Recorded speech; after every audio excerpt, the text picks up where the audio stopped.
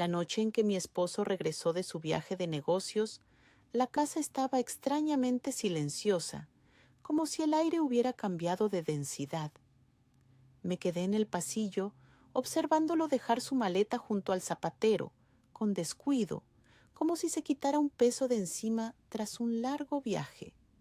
Me besó en la mejilla con una distancia que me dolió más de lo que estaba dispuesta a admitir. Fue una ternura que venía de afuera, no de adentro, como si tuviera que recordarse a sí mismo hacer ese movimiento antes de ejecutarlo. Dijo que estaba cansado, que los vuelos fueron terribles, que las reuniones duraron demasiado. Habló de habitaciones de hotel demasiado pequeñas, del aire acondicionado que no funcionaba bien, de la comida que no le sentaba bien. Lo escuché mientras preparaba la cena, cocinando lo que siempre le gustaba, cortando las verduras finamente como él decía que las prefería.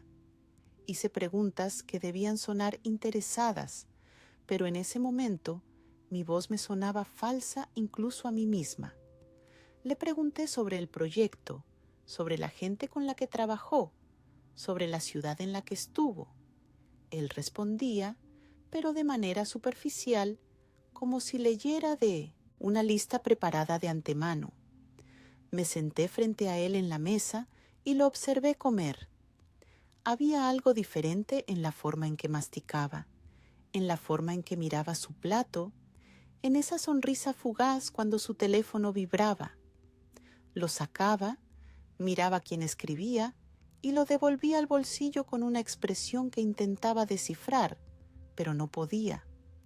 Me dije a mí misma que solo estaba cansado, que mañana estaría mejor, que estaba convirtiendo cosas sin importancia en algo más grande de lo que eran, pero en el fondo, debajo de todo lo que me decía para calmarme, había algo que me carcomía por dentro. Noté que se veía más vivo de lo que lo había visto meses antes del viaje. En sus ojos había un brillo, una inquietud que no venía del cansancio, sino de algo opuesto, como si hubiera dejado en otro lugar una parte de sí mismo que lo alimentaba de energía, y ahora hubiera regresado solo con el cuerpo mientras su mente seguía allá. Intenté convencerme de que era por el trabajo, que el proyecto iba bien, que estaba orgulloso de lo que había logrado. Pero cuando le pregunté específicamente sobre los resultados, sobre la presentación, sobre el cliente, respondió rápido y vagamente, como si quisiera evitar el tema. Más tarde, mientras él estaba en la ducha, me senté en el borde de nuestra cama y miré su maleta que había dejado abierta. No planeaba hurgar en sus cosas. No era esa clase de mujer. Nunca sospeché nada. Nunca revisé su teléfono ni verifiqué dónde estaba. Pero esa noche algo me arrastraba hacia esa maleta como si alguien más me controlara. Solo me senté y la miré. Sus camisas dobladas, los zapatos que dejó junto a la puerta. Entonces percibí el olor. Era sutil, pero lo suficientemente fuerte como para sacarme de mis pensamientos. Perfume. No reconocí la marca, pero supe de inmediato que no era el mío. Nunca usaría algo tan dulce, tan pesado, tan penetrante. Me levanté de la cama y me acerqué a la maleta. Mi corazón comenzó a latir más rápido, aunque intentaba mantener la calma. Puse mi mano sobre una de las camisas y la acerqué a mi rostro. El olor era aún más fuerte ahora, impregnado en la tela como si hubiera estado allí durante horas. Devolví la camisa exactamente como la encontré. Escuché el agua desciendo de la ducha correr. Su tarareo que sonaba demasiado fuerte para alguien supuestamente cansado. Me senté de nuevo en la cama e intenté respirar con normalidad. Me dije que había una explicación, que tal vez se sentó junto a una mujer en una reunión, que tal vez su colega usaba ese perfume, que tal vez yo estaba exagerando. Pero en lo profundo, en una parte de mí que no quería escuchar, sabía que no era tan simple. Cuando salió del baño, envuelto en una toalla, con el cabello aún mojado, se veía relajado. Me sonrió con esa sonrisa que conocía desde hacía 10 años, pero esta vez había algo en ella que no podía nombrar. Me preguntó si estaba bien, porque me veía pálida. Le dije que solo estaba cansada, que me dolía la cabeza, que estaría mejor después de dormir. Él se preparó para acostarse. Conectó su teléfono al cargador con el mismo código que usaba desde hacía años. Se giró hacia mí y me abrazó como lo hacía cada noche. Pero mientras yacía allí, en su abrazo, con su aliento en mi cuello, me sentía como una extraña, como si estuviera acostada junto a alguien que no conozco, alguien con quien comparto cama en cuerpo, pero cuya alma ya no puedo alcanzar. Me preguntaba si pensó en mí mientras estaba allá, si lamentó que estuviéramos separados, si deseaba volver a casa, o si tal vez pensaba en alguien más mientras me abrazaba. No pude dormir en horas. Escuchaba su respiración volverse más profunda, transformarse en ese ronquido suave que había escuchado tantas veces. Miraba el techo de nuestra habitación, las sombras que bailaban en él por la luz de la calle. Pensaba en todos los años que pasamos juntos, en todos los momentos que compartimos, en todas las promesas que pronunciamos, y en algún lugar en esa oscuridad sentí como algo se movía dentro de mí, algo que estaba comprimido y tranquilo comenzaba a despertar. Sabía que algo andaba mal, tal vez no tenía pruebas, tal vez no tenía nada concreto que pudiera mostrar y decir, mira, por esto lo sé. Pero el corazón de una mujer siente cosas que la mente aún no puede comprender. Sentía esa grieta entre nosotros, esa distancia que no se podía medir en metros, sino en algo más profundo, algo que duele más que la separación física. Cuando se fue a trabajar por la mañana, me besó en la frente y dijo que llegaría tarde porque tenía mucho trabajo acumulado mientras estuvo fuera. Lo miré por la ventana subirse al auto, revisar su teléfono antes de encender el motor, sonreírle a algo en la pantalla. Y en ese momento, parada sola en nuestra casa que de repente se sentía demasiado grande y demasiado silenciosa, decidí que no ignoraría lo que sentía. Decidí que investigaría, que buscaría la verdad, sin importar cuánto me doliera. Porque vivir en la ignorancia, ahora lo entendía, no es protección, es solo otra forma de sufrimiento, más lenta y podrida. Un sufrimiento que te come el alma mientras crees que te protege. Aún no sabía cuán lejos me llevaría esa decisión, cuántas cosas oscuras sacaría a la luz. Pero sabía una cosa, la mujer que estaba parada en ese pasillo, despidiéndose de su esposo, no era la misma mujer que se despidió de él hace 3 semanas. Algo había cambiado, algo se había roto, y no había vuelta atrás. A la mañana siguiente, me levanté con un plan claro. No tenía idea de qué buscaba exactamente, pero sabía que tenía que ver. Esperé a que se fuera al trabajo. Esperé hasta que el auto se alejó por la calle.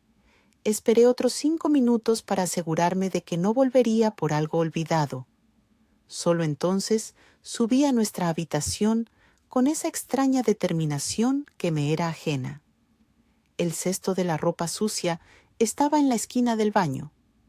Me acerqué lentamente, como si temiera lo que podría encontrar dentro. Comencé a sacar las cosas una por una: pijamas, camisetas, pantalones. Y entonces encontré la camisa que usó la última noche del viaje, una camisa blanca con rayas azules que le compré para su cumpleaños el año pasado. La levanté hacia la luz y lo vi todo de golpe. El perfume seguía ahí, impregnado en el cuello y las mangas. Pero eso no era todo. Cuando miré mejor el cuello, noté restos de maquillaje.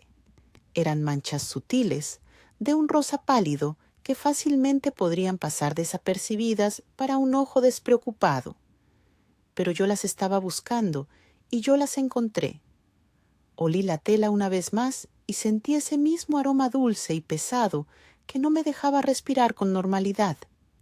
Mis manos comenzaron a temblar mientras sostenía esa camisa. No estaba segura de si estaba enojada o asustada, o ambas, cosas a la vez. Intentaba pensar en alguna explicación normal. Tal vez alguna colega se apoyó en él, tal vez había mucha gente en la fiesta después del trabajo, tal vez yo estaba loca y haciendo montañas de un grano de arena. Pero en el fondo, sabía que las mujeres no dejan maquillaje en los cuellos de los hombres por accidente. Sabía que el perfume no se queda en la tela tan fuerte a menos que alguien haya estado muy cerca, mucho tiempo. Continué revisando el cesto. Encontré su ropa interior, varios pares que llevó al viaje. Uno de ellos se sintió diferente en mis manos, como si llevara una historia que no quería escuchar. Había manchas, pequeñas pero visibles, manchas que no podían ser de sudor o de un largo vuelo. Mi cuerpo reaccionó antes que mi mente. Una náusea me invadió tan repentinamente que tuve que sentarme en el borde de la bañera. ¿Por qué tendría esas manchas? ¿Por qué volvería a casa con signos de una intimidad que no fue conmigo? Las preguntas daban vueltas en mi cabeza, una sobre otra, tan rápido que no podía atrapar ninguna el tiempo suficiente para entenderla correctamente. Me senté allí, en las baldosas frías del baño, sosteniendo su ropa sucia en las manos, y comencé a comprender poco a poco la magnitud de lo que había sucedido. Me levanté del suelo con ese sentimiento que me era desconocido hasta entonces, una determinación que no viene de la fuerza, sino de la desesperación. Fui a la cocina y saqué varias bolsas de plástico. Regresé arriba y coloqué cuidadosamente la camisa en una bolsa, la ropa interior en otra. Las cerré y las escondí en el fondo del armario, detrás de cajas de zapatos que no usaba hacía años. No sé por qué lo hice. Un instinto me decía que debía guardar pruebas, que debía tener algo tangible además de mis sentimientos. Mientras lo hacía, una parte de mí decía que me había vuelto loca. Las mujeres normales no registran la ropa interior de sus maridos. Las mujeres normales no meten ropa interior sucia en bolsas de plástico como si recolectaran evidencia para un juicio. Pero yo ya no era una mujer normal en un matrimonio normal. Era una mujer que había olido algo podrido bajo la superficie de su vida y tenía que averiguar cuán profunda era esa podredumbre. Pasé el resto del día en una extraña neblina. Limpié la casa aunque ya estaba limpia. Lavé las ventanas, fregué los pisos, ordené los armarios. Necesitaba algo que ocupara mis manos, mientras mi mente estaba ocupada con sus propios pensamientos febriles. Cada vez que paraba, cada vez que mis manos estaban vacías, sentía esa náusea regresar, esa sensación pesada en el estómago que no me abandonaba. Pensé en confrontarlo de inmediato, mostrarle la camisa, preguntarle directamente, escuchar lo que diría. Pero algo me retenía. Quizás el miedo a lo que escucharía, quizás el saber que él podría mentir, podría darle la vuelta a las cosas para que pareciera que yo era la paranoica, que yo era el problema. Decidí esperar, estar segura, tener tantas pruebas que las mentiras ya no fueran posibles. Por la noche, cuando regresó a casa, fue amable y normal como siempre. Me preguntó qué había hecho todo el día. Me dijo que olía bien a limpieza. Elogió la cena que preparé. Nos sentamos juntos a ver televisión, su hombro tocando el mío, su mano alcanzando la mía de vez en cuando. Estaba ahí, físicamente presente, pero yo sabía que no estaba completamente ahí. Su mente estaba en otro lugar, con alguien más, en algún otro momento que yo no compartía con él. Intentaba ser normal, Intentaba conversar y reír en los momentos adecuados, pero cada palabra que salía de mi boca se sentía como un engaño.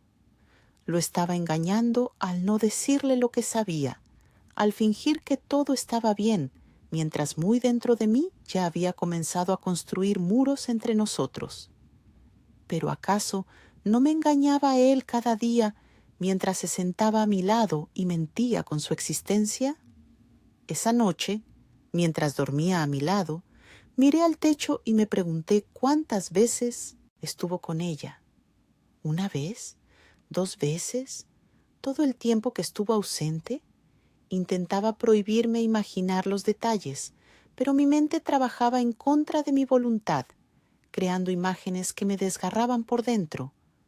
Lo veía besándola, tocándola, susurrándole cosas que quizás alguna vez me dijo a mí. Lo peor de todo era la pregunta: ¿por qué? No era perfecta, nunca afirmé serlo, pero me esforzaba. Lo amaba de la mejor manera que sabía. Cuidaba de nuestro hogar, de él, de nuestra vida en común. ¿Qué había tan malo en mí que tuvo que irse con alguien más? ¿Qué podía darle ella que yo no pudiera? Pero entonces entendí que tal vez no se trataba de mí en absoluto. Tal vez yo era suficiente. Tal vez el problema estaba en él, en su hambre de algo nuevo, algo diferente, algo que lo hiciera sentirse importante, o especial, o vivo de una manera que nuestra vida cotidiana no podía. Tal vez la traición nunca viene por lo que falta en la pareja, sino por lo que falta en la persona que traiciona. Sabía que no podía seguir así. No podía dormir a su lado cada noche sabiendo lo que sabía. No podía cocinarle cenas y lavarle camisas y fingir que vivíamos en un matrimonio que ya no existía. Tenía que seguir adelante, tenía que saber toda la verdad, sin importar el costo, porque vivir en esta incertidumbre, en este submundo entre el conocimiento y la ignorancia, era peor que cualquier verdad que pudiera descubrir. El siguiente paso estaba claro, aunque me aterraba. Tenía que estar segura no solo de que me había traicionado, sino de cuán profundamente me había traicionado. Tenía que saber si trajo a casa algo más que perfume y mentiras.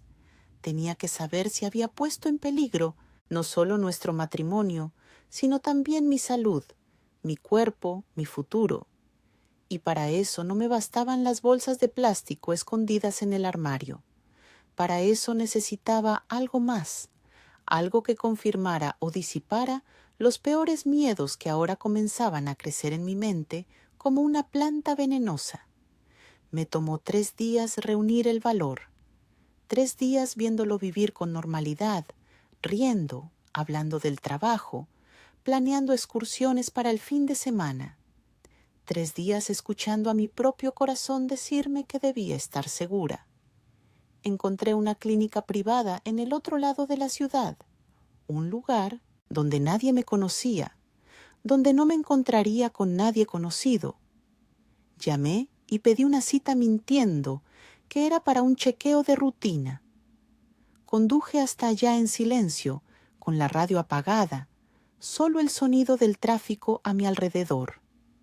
Pensaba en lo bizarro que era ir a hacerme pruebas de enfermedades que ni siquiera debería considerar.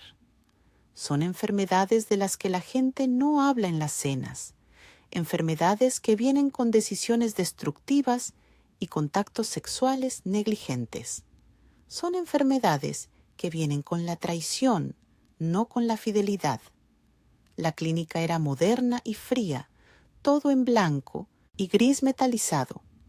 Me senté en la sala de espera, llena de otras personas que miraban sus teléfonos o el suelo. Nadie miraba a nadie a los ojos. Me preguntaba cuántos de ellos estaban allí por la misma razón que yo, cuántos estaban sentados en ese frío, sintiendo la misma náusea en el estómago, el mismo miedo que se infiltra por el cuerpo como hielo. Cuando me llamaron adentro, la enfermera fue profesional y distante. Me hizo las preguntas de rutina: nombre, fecha de nacimiento, motivo de la visita. Le dije que quería hacerme la prueba y cuando me preguntó ¿por qué?, salió de mí la explicación que había ensayado durante días. Razones personales. Sospecho que estuve expuesta. No preguntó más. Solo asintió y sacó lo necesario para tomar la muestra. Mientras hacía su trabajo, miraba al techo y pensaba en mi esposo. Pensaba en todas las veces que fuimos íntimos, todos los momentos en que confié en él, cuando pensé que entre nosotros no había secretos. Cada uno de esos momentos ahora estaba infectado por la duda. ¿Me había tocado con un cuerpo infectado? ¿Me trajo una enfermedad a nuestra cama, a nuestra habitación, a mi propio cuerpo sin preguntarme, sin advertirme? Los resultados estarán listos en unos días, me dijo la enfermera mientras me daba un papel con un número. Puede llamar o venir en persona. Le agradecí y salí de esa habitación sintiéndome vacía y abrumada al mismo tiempo. Caminé por el pasillo, pasé junto a la gente en la sala de espera. Salí a la calle donde el sol brillaba demasiado fuerte para un día como este. Mientras esperaba los resultados, cada día era una agonía. Me despertaba en medio de la noche, aterrorizada y sudorosa, soñando con pruebas positivas y vidas arruinadas. De día intentaba ser normal, hacer cosas normales, cocinar y limpiar y fingir que mi mundo no estaba al borde del colapso total. Pero cada vez que lo miraba, cada vez que me tocaba, sentía ese miedo subiendo por mi garganta. Me preguntaba qué haría si la prueba fuera positiva. ¿Cómo se lo diría? ¿Cómo le explicaría que lo sé? ¿Le mostraría primero la camisa con maquillaje o le lanzaría los resultados médicos a la cara de inmediato? ¿Me mantendría calmada o gritaría hasta perder la voz? No lo sabía. Todo lo que sabía era que si la prueba era positiva, nada. Volvería a ser igual. Al 7º día después de la prueba, llamé a la clínica. La recepcionista me dijo que fuera personalmente por los resultados, que no podían darlos por teléfono. Ese tono en su voz, esa distancia profesional mezclada con algo más, lástima quizás, me dijo todo lo que necesitaba saber, incluso antes de ver el papel. Regresé a ese mismo edificio frío, a la misma sala de espera. Esta vez no tuve que esperar mucho. Me llevaron a una oficina donde la doctora estaba sentada detrás de un escritorio con mi expediente frente a ella. Era una mujer mayor con ojos amables que me miraban con una comprensión que era peor que cualquier juicio. Señora, comenzó lentamente, sus resultados han llegado. Puso los papeles frente a mí, señalando con el dedo las líneas que no pude entender de inmediato, porque las letras bailaban ante mis ojos, y entonces vi la palabra que partió mi mundo en dos: positivo. Es una enfermedad de transmisión sexual grave, continuó la doctora con su voz profesional pero cálida. Necesitará tratamiento, y necesitaremos también probar y tratar a su pareja si... ¿Sé de quién lo obtuve? La interrumpí. Mi voz sonaba extraña, apagada, como si viniera de un lugar lejano. Ella asintió. No parecía sorprendida. ¿Cuántas mujeres se habrían sentado en esa misma silla, sosteniendo los mismos resultados, pronunciando las mismas palabras? Entiendo. En ese caso, es importante que comience el tratamiento lo antes posible. Le daré una receta y...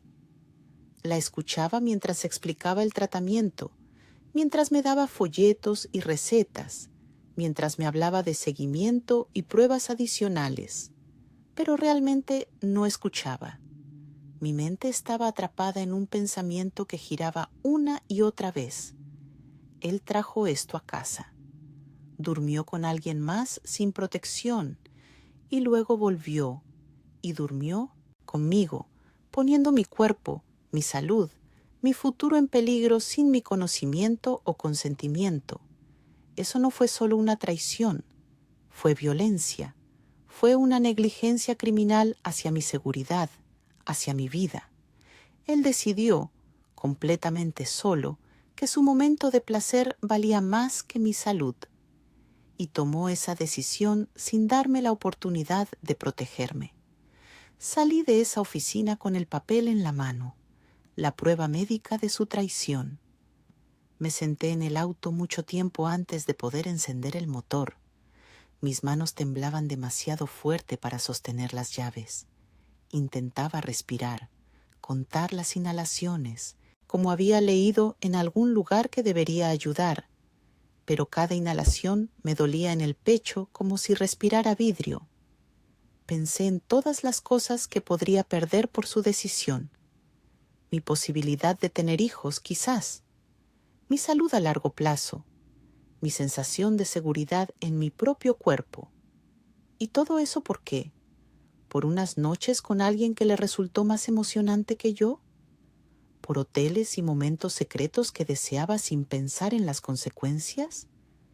Pero entonces, a través de todo ese dolor e ira, sentí algo más moviéndose dentro. Era una especie de claridad, fría y afilada. Él hizo esto. Él eligió este camino. Y ahora tendrá que vivir con las consecuencias. Pero antes de hacer cualquier cosa, tenía que estar segura de que yo estaba a salvo, de que mi cuerpo no sufriría más daños. Llamé inmediatamente para programar mi propia prueba. Tenía que saber si yo también estaba infectada, si su traición había dejado marcas permanentes en mí. Los días de espera por esos resultados fueron de los peores de mi vida. Cada momento estaba lleno de miedo, imaginando los peores escenarios, preparándome para la posibilidad de que mi vida cambiara permanentemente por la decisión de otra persona. Cuando llegaron mis resultados, limpios, negativos, sin infección, el alivio que sentí fue tan fuerte que casi me caigo. La doctora me explicó que tuve suerte, que el marco de tiempo quizás no fue lo suficientemente largo, que las medidas de protección que quizás usé inconscientemente ayudaron. Pero yo sabía la verdadera verdad. Tuve suerte de que no me destruyera por completo, una suerte que no debería haber sido un factor en mi propio matrimonio. Conduje a casa con 2 juegos de documentos, uno que lo condena, otro que me libera, al menos físicamente. Emocionalmente, sabía que no sería libre hasta que lo confrontara, hasta que le mostrara lo que hizo, hasta que le hiciera entender que esta vez no podría mentir o minimizar o cambiar la culpa. Esta vez tendría que sentarse con la verdad tanto tiempo como yo tuve que sentarme con ella en esas frías oficinas médicas, sosteniendo los resultados que cambiaron toda mi vida. Pero antes de la confrontación, antes de cualquier cosa, necesitaba estar segura de conocer toda la historia. La prueba médica me dio una parte del rompecabezas, pero tenía que ver la imagen completa, y sabía exactamente dónde buscar. Creía que las pruebas médicas me preparaban para lo peor, pero nada, absolutamente nada, pudo prepararme para lo que encontré en su teléfono.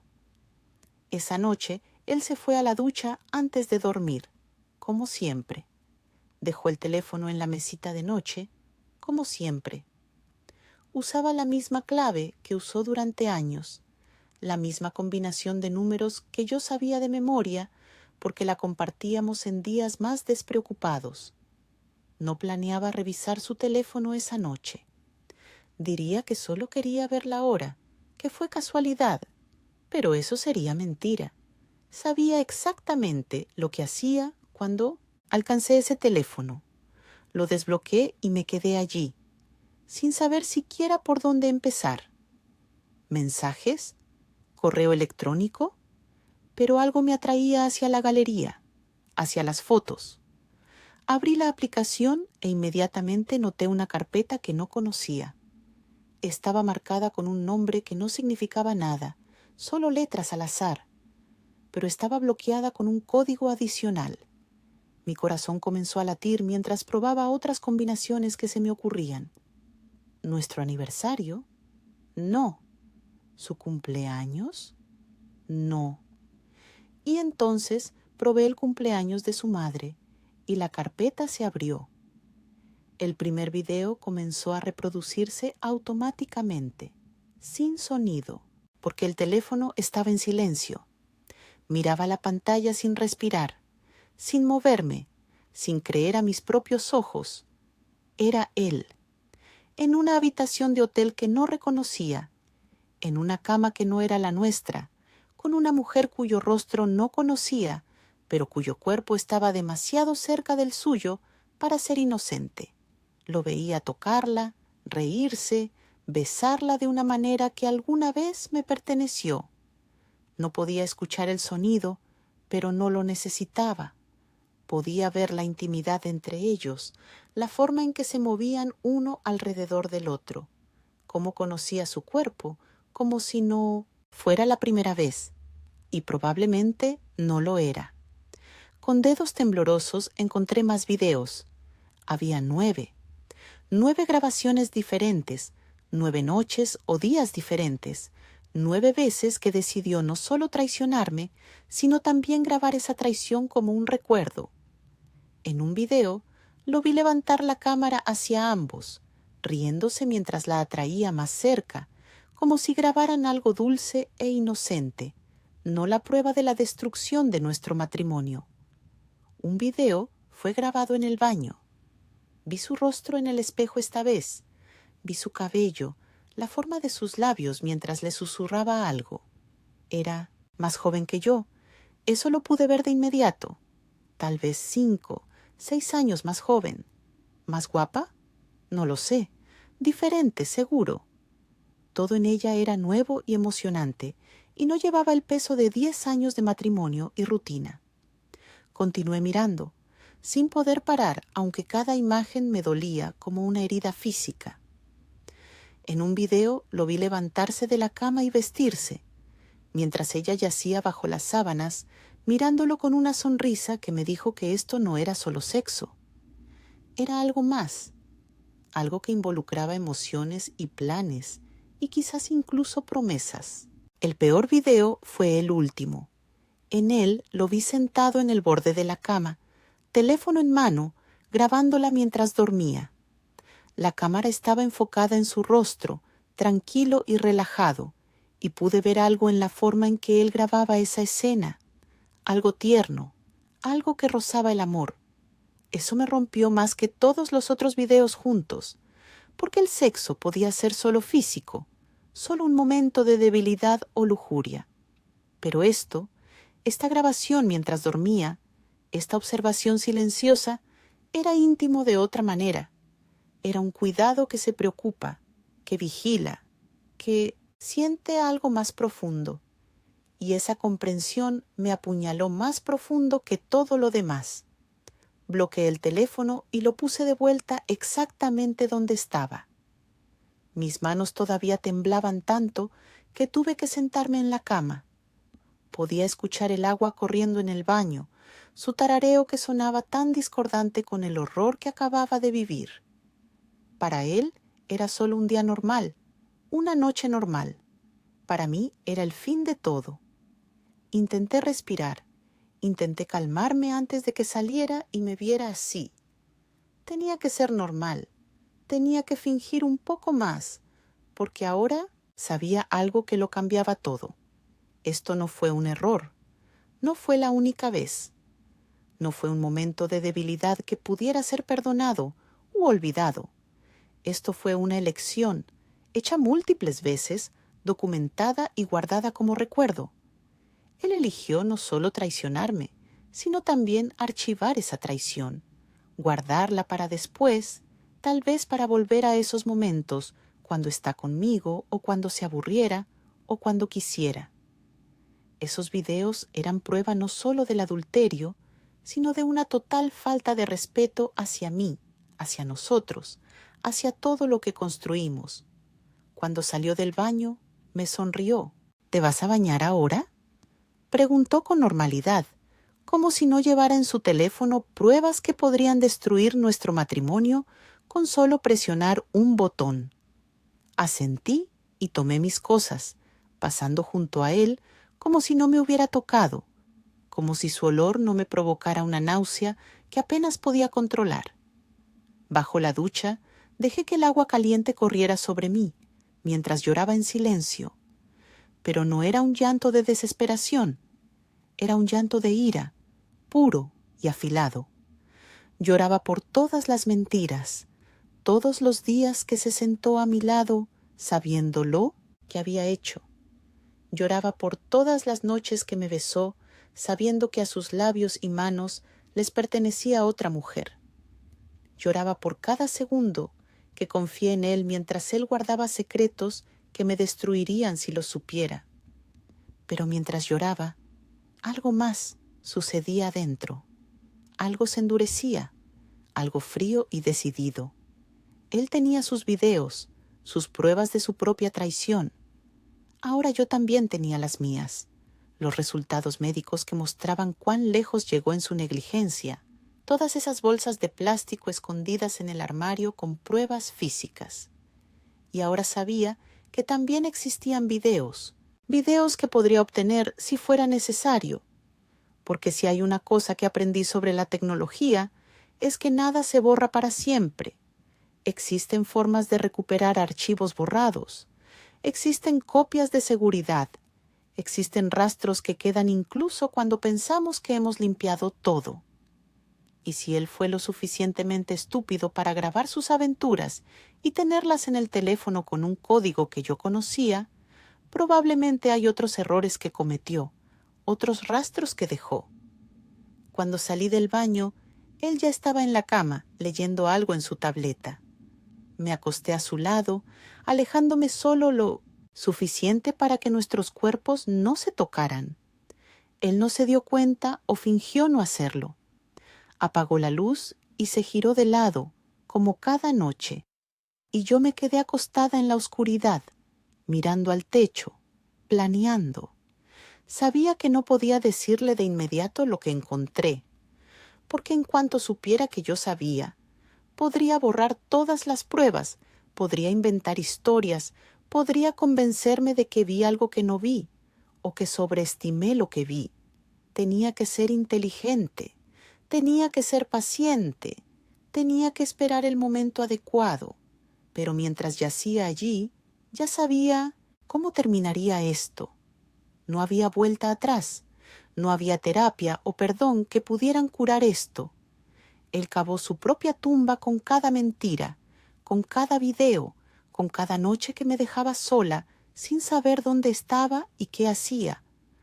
Todo lo que me quedaba era decidir cómo y cuándo le permitiría caer en ella. Decidí que no sería ruidosa.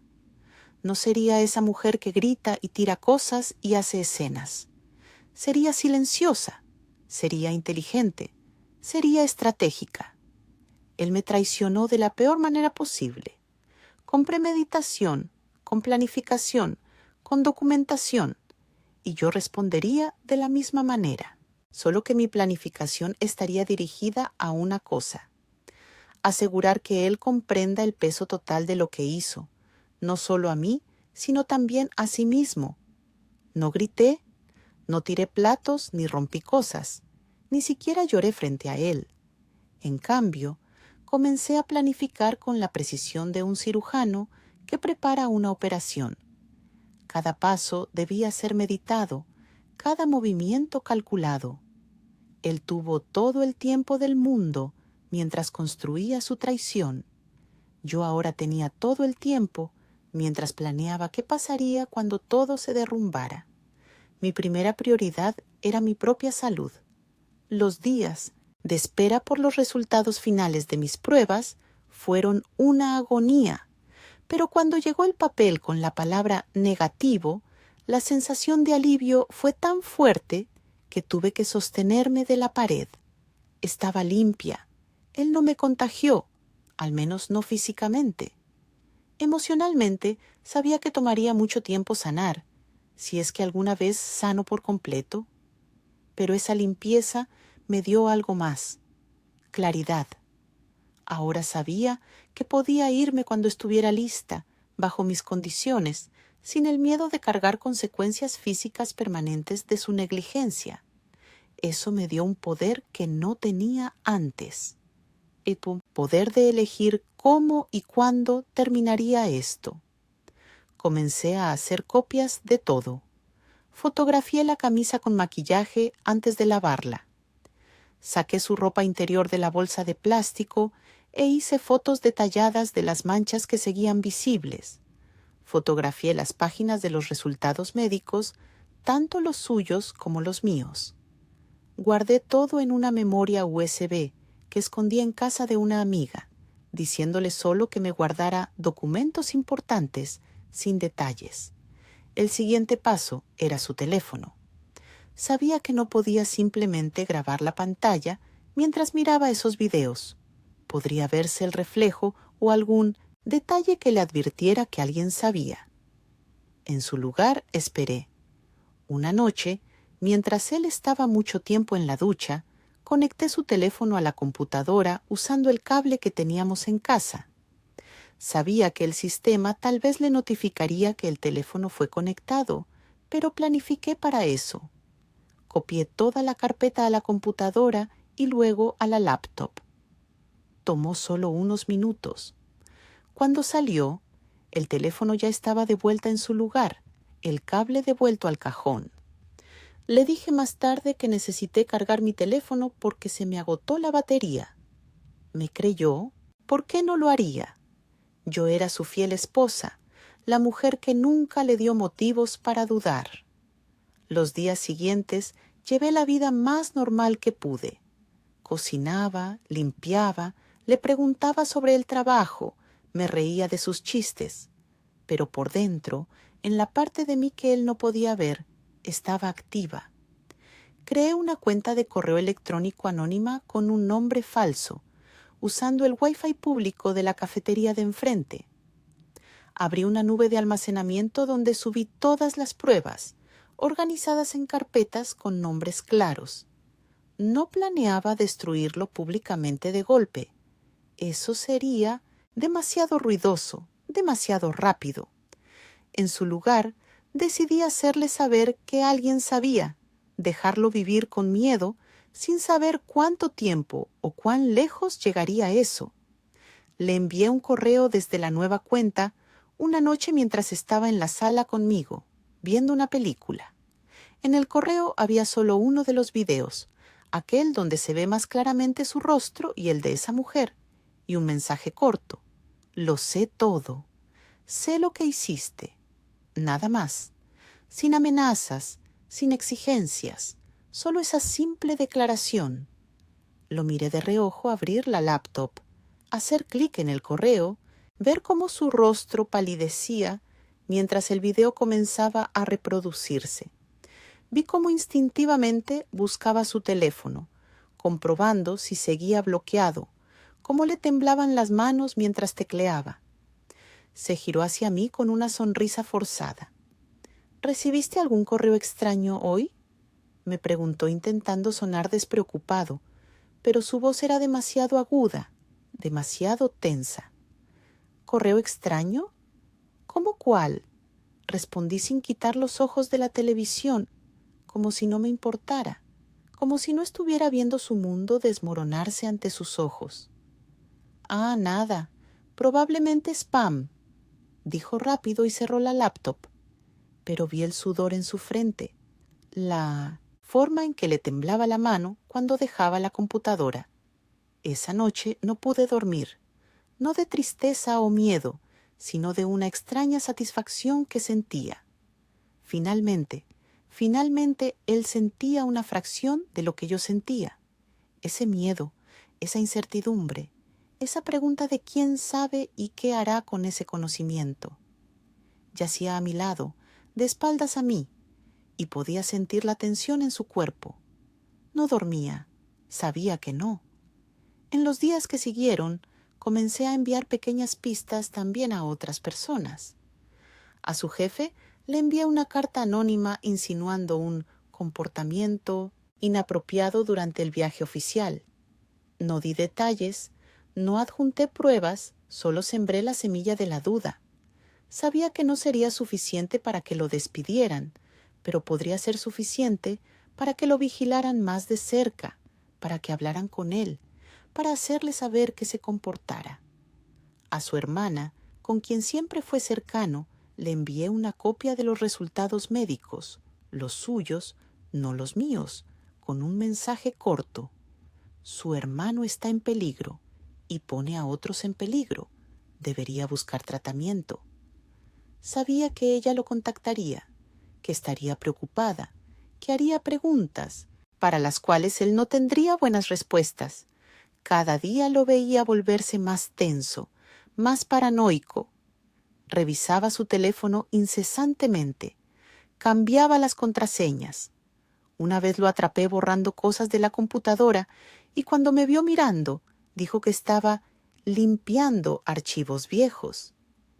Vi el miedo en sus ojos y una parte de mí, una parte que no sabía que tenía, disfrutaba de ese miedo.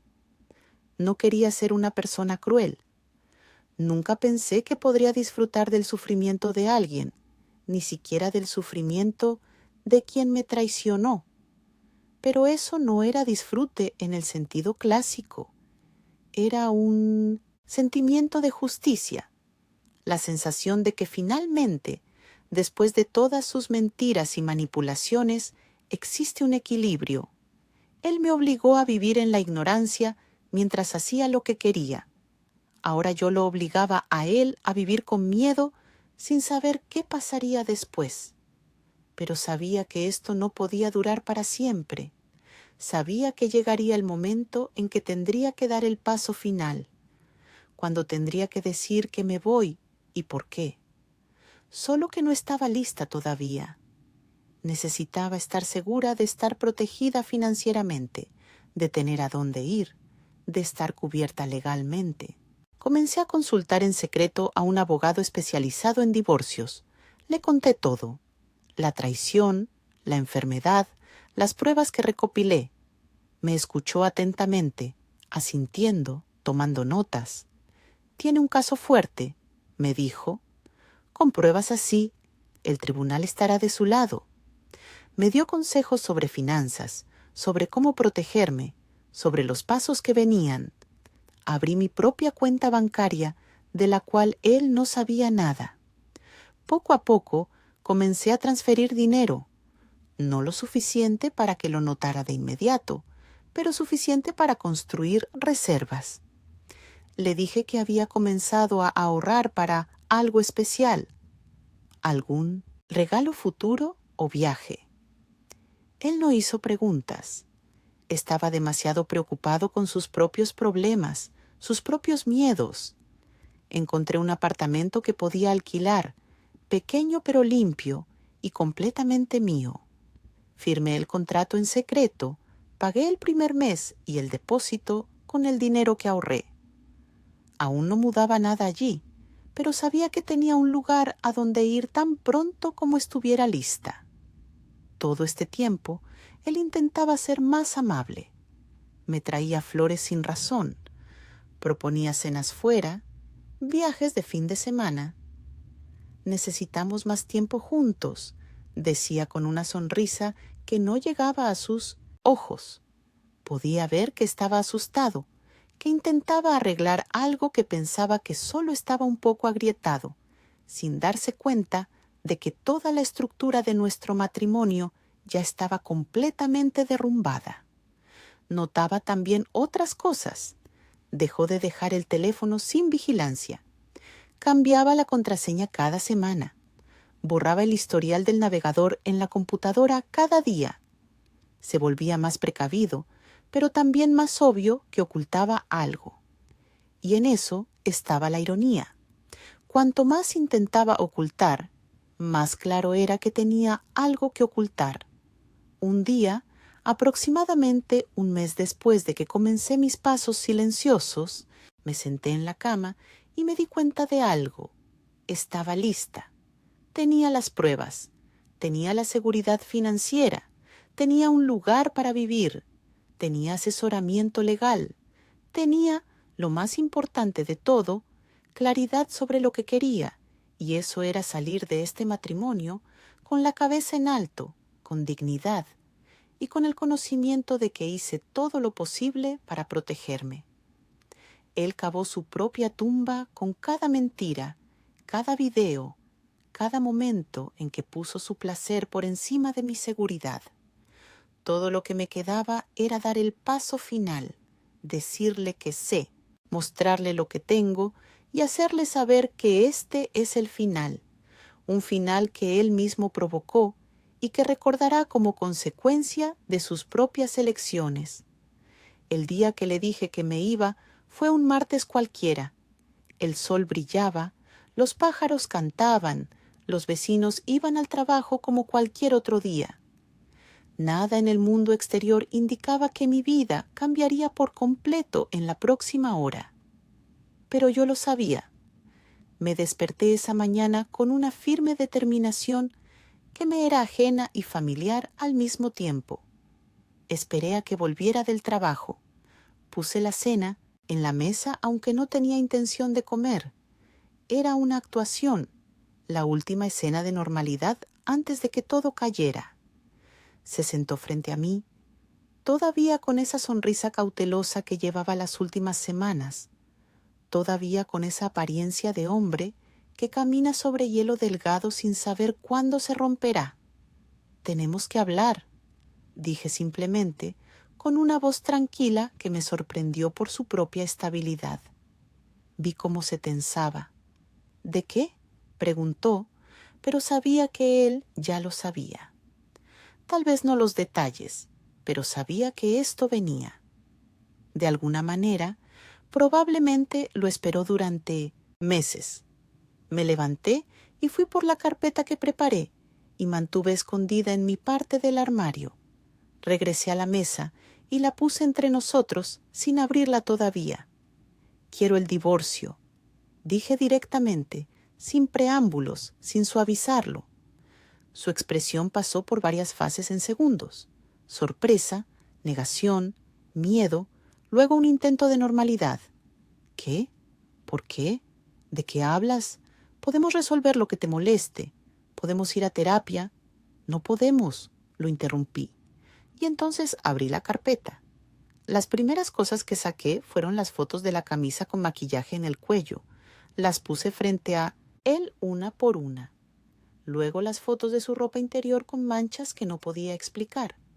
Miraba esas imágenes, su rostro volviéndose cada vez más pálido. «Eso no significa», intentó, pero levanté la mano. «No he terminado», dije, y saqué los resultados médicos, los suyos. «Estos son tus resultados de la clínica privada. Tenías una enfermedad de transmisión sexual grave. Aquí está la fecha en que te hiciste la prueba». Puse el papel frente a él. «Y aquí están mis resultados». Puse esos también. «Yo estoy limpia», lo que significa que lo contrajiste mientras estabas con alguien más, mientras me traicionabas. Vi cómo tragaba saliva, cómo le temblaban las manos mientras tocaba los papeles, como si esperara que desaparecieran si los miraba el tiempo suficiente. «¿Puedo explicar?»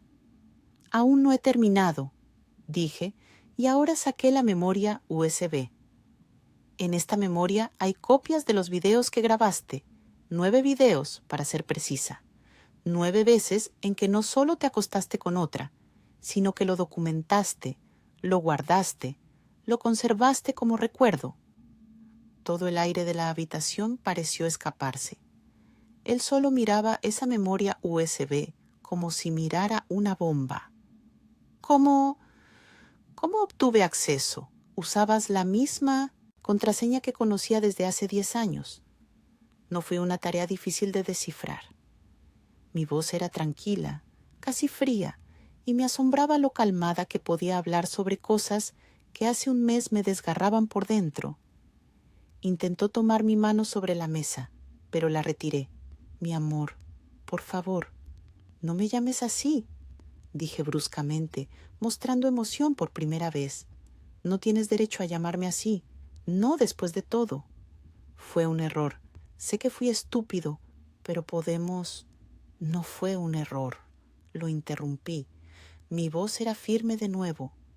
«Un error es cuando haces algo Una vez e inmediatamente te arrepientes. Tú hiciste esto muchas veces. Lo grabaste, lo guardaste, volviste a casa y te acostaste a mi lado cada noche con esos secretos. Eso no es un error, es una elección, una serie de elecciones que hiciste sabiendo exactamente lo que hacías. Puedo cambiar, dijo desesperadamente. Iré a terapia. Terminé con ella, no voy a... ¿Terminaste con ella? Pregunté con una sonrisa amarga.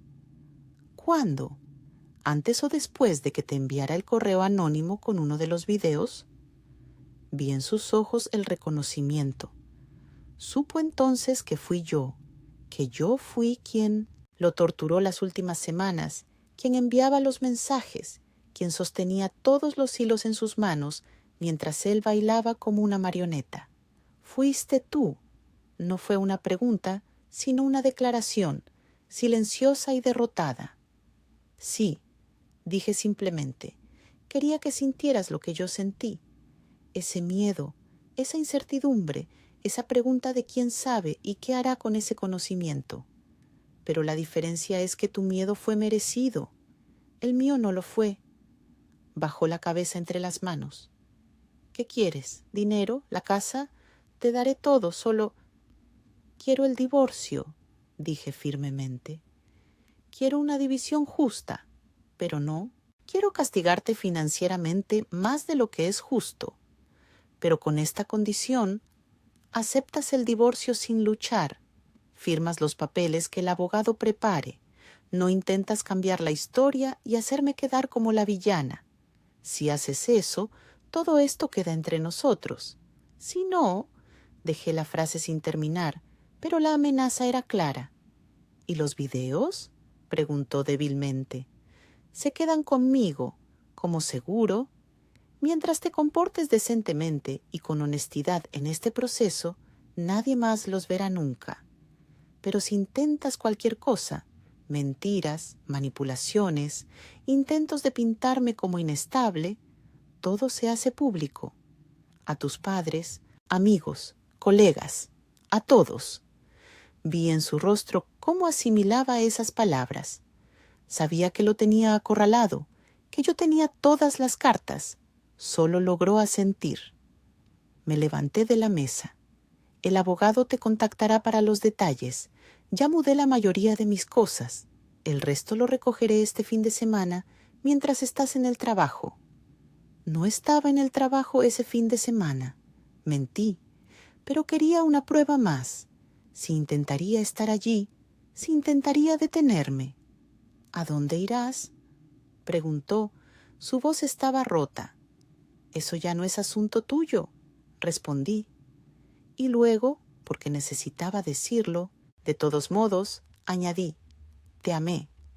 10 años te amé con toda mi alma, con todo el corazón. Construí mi vida alrededor de ti, alrededor de nosotros, y tú tiraste todo eso solo porque estabas aburrido o emocionado o cual fuera la razón. Nunca entenderé eso, pero aprendí algo a través de todo esto. Aprendí que puedo sobrevivir sin ti. Y no solo sobrevivir, sino tal vez finalmente vivir de verdad. Salí de esa casa con solo una bolsa.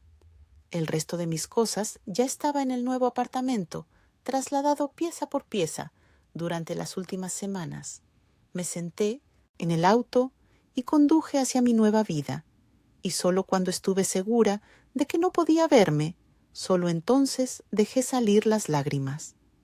Pero incluso esas lágrimas no eran solo tristeza, eran alivio también. Fue como si hubiera llevado una carga pesada durante años sin saber cuán pesada era hasta que finalmente la bajé. Mis hombros, mi espalda, mi corazón, todo se sentía más ligero, aunque todavía dolía. Los meses que siguieron fueron los más difíciles y los más cercanos a mí misma al mismo tiempo. El divorcio pasó relativamente tranquilo. Él cumplió su palabra, firmó los papeles, no hizo escenas. Tal vez fue porque sabía cuán seria era yo respecto a las pruebas. Tal vez fue porque de alguna manera él también estaba aliviado de que hubiera terminado. Me enfoqué en mí misma de una manera que no hacía en años.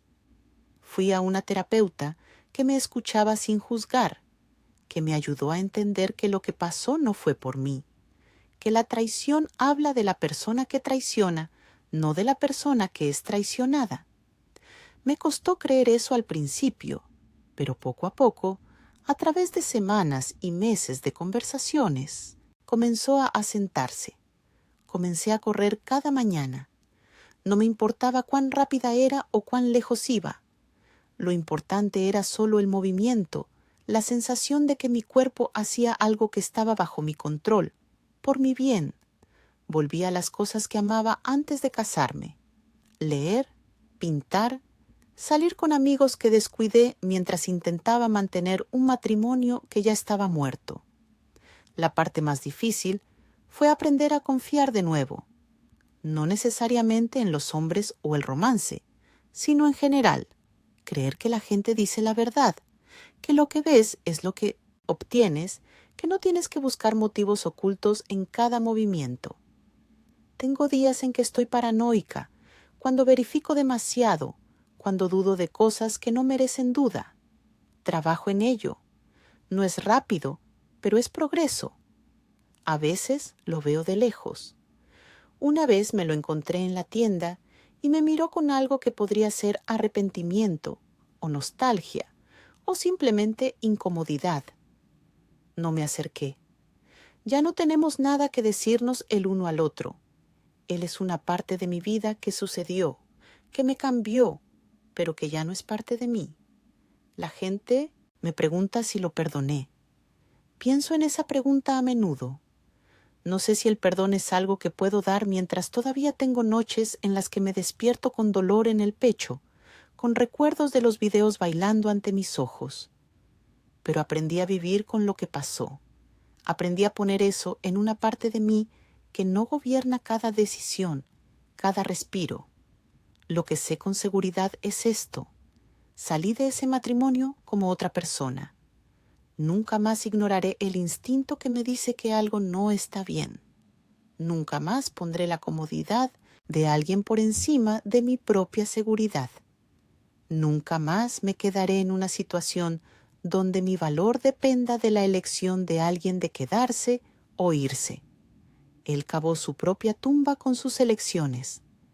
Yo solo fui lo suficientemente inteligente para alejarme del borde antes de caer con él.